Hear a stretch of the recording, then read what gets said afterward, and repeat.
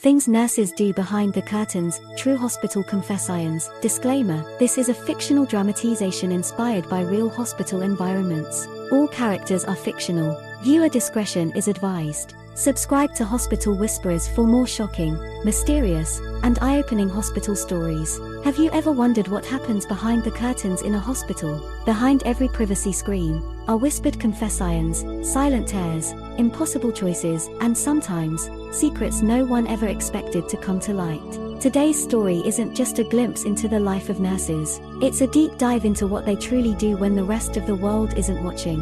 By the time we reach the end, you'll never walk through a hospital the same way again. The Tuesday Ritual. Nurse Emily, age 42, was known as the Night Angel in Brookvale General's trauma ward. She was calm under pressure, motherly to patients, and fiercely private. But she had a ritual every Tuesday night at 3:15 a.m. She visited room 14B. The man inside had been in a coma for 3 years, with no visitors, no flowers, and no calls. Emily would pull the curtain shut, sit beside him, and whisper softly, always ending with, "I'll see you next week, Michael." One night, a new nurse, Jonathan, decided to watch. Curiosity won. After Emily left, he quietly stepped in. He expected to find a forgotten patient.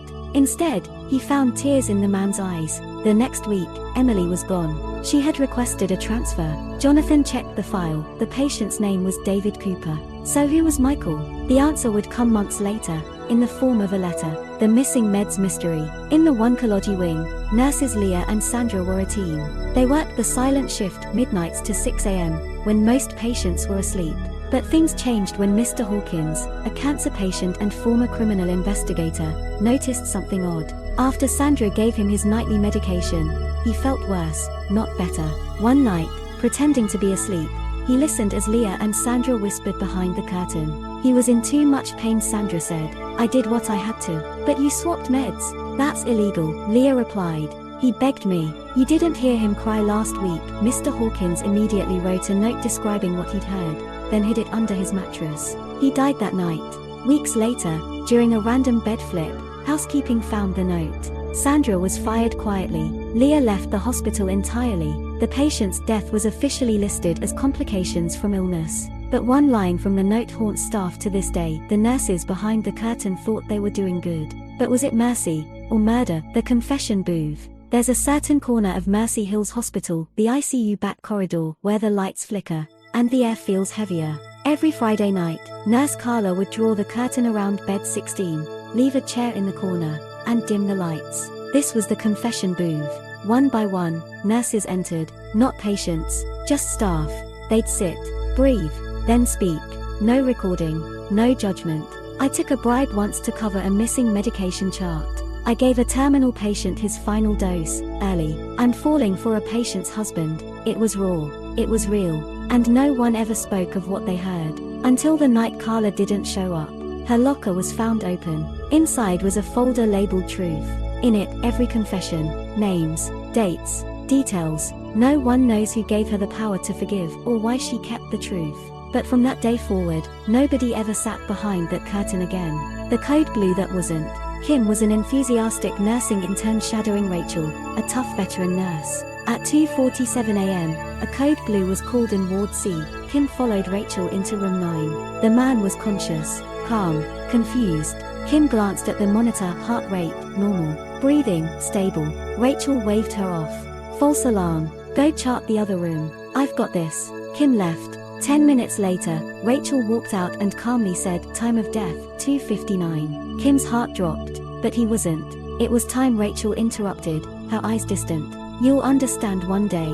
Later, Kim found a letter in the man's wallet. "I choose peace. I've suffered enough. Nurse Rachel understands my wishes." Kim never reported her.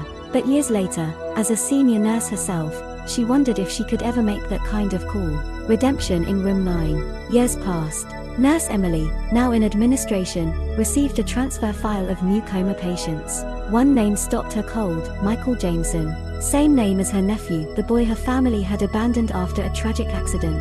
She hadn't seen him since he was 10. She rushed to room 9, pulled back the curtain. It was him, older, thinner, in a coma. Tears rolled down her cheeks. She sat, whispered his name, and held his hand. She came back every day for 2 weeks. On the 15th day, something happened. Michael opened his eyes. Emily gasped. "Michael," she whispered. His lips moved faintly. "Auntie M." That night, behind the curtain, a family was reunited. The final whisper. Not all stories behind the curtain are about death. Some are about hope. Nurse Elijah was assigned to the palliative care unit. He believed strongly in dignity in dying. One patient, Miss Harira, was 93 and had no family. But every evening, Elijah pulled her curtain, turned on soft jazz, and danced with her in her bed. Just a sway, a slow movement. She would smile. Until one night, she said, "Tonight will be the last one." Elijah cried. They danced. She passed peacefully at dawn. The curtain was never drawn again in that room. But on the wall outside, someone pinned a note. "What nurses do behind the curtains is often invisible to the world. But sometimes, it's where the world finds its soul." Now you know. Hospitals are more than procedures and prescriptions. Behind the curtains, nurses become priests, warriors, angels, and sometimes, keepers of secrets they carry for life. So next time you walk past a drawn curtain in a hospital, pause. You might be passing by a moment of mercy, a truth unspoken, or a goodbye whispered into eternity. Which behind the curtain moment moved you the most? Should the nurse in the code blue that wasn't be praised or punished? Drop your thoughts in the comments. Like this story? Give it a thumbs up. Subscribe to Hospital Whisperers for more untold hospital stories.